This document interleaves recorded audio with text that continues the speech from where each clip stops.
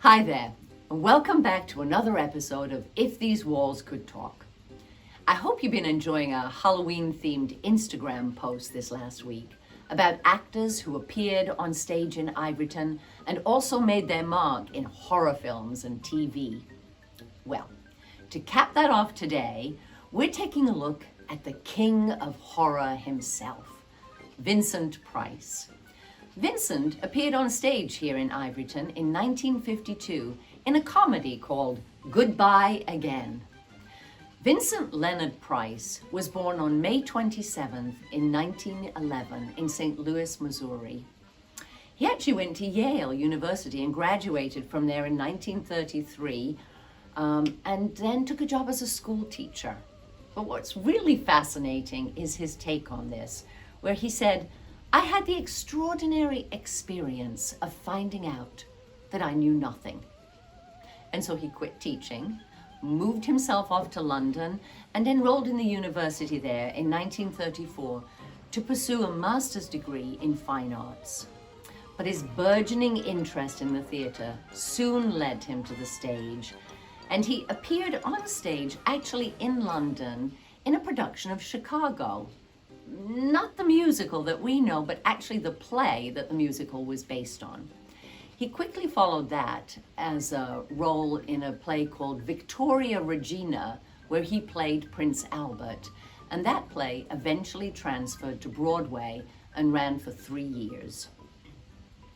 While he was in New York, Vincent joined Orson Welles' prestigious Mercury Theatre Ensemble of radio actors, and he performed lead roles in many of their productions.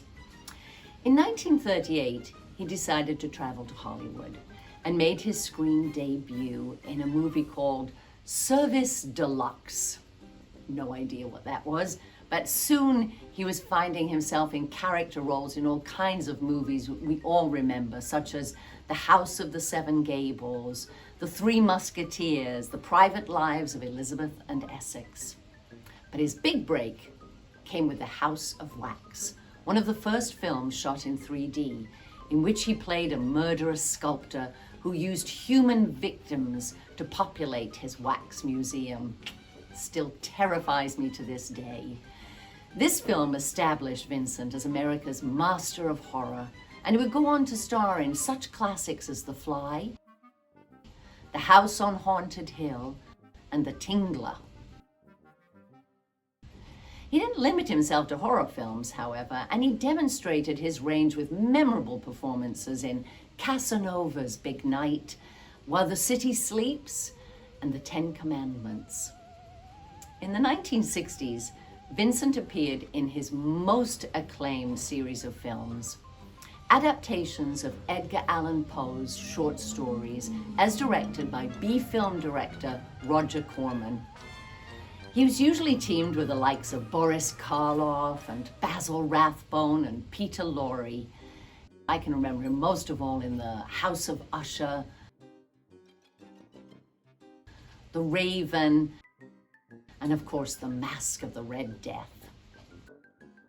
In the 70s, he cut back on acting to devote himself to his other interests, fine art and gourmet cooking. He actually wrote a best-selling book called A Treasury of American Art. He had a huge and prestigious art collection, and throughout the 60s and 70s, he appeared on and hosted several cooking shows. Many of us remember Vincent from his film and television appearances in the 80s, including voicing a version of himself in The 13 Ghosts of Scooby-Doo and the villainous Professor Rattigan in The Great Mouse Detective, a role which actually Price himself said was among his favorite. And who could forget him lending his voice to the rap in Michael Jackson's Thriller? Vincent's final on-screen performance came in the 1990s Edward Scissorhands. Vincent passed away on October 25th in 1993 in Los Angeles. Do yourself a favor and check out Vincent's complete filmography and bio, which is far too varied and extensive for me to talk about today.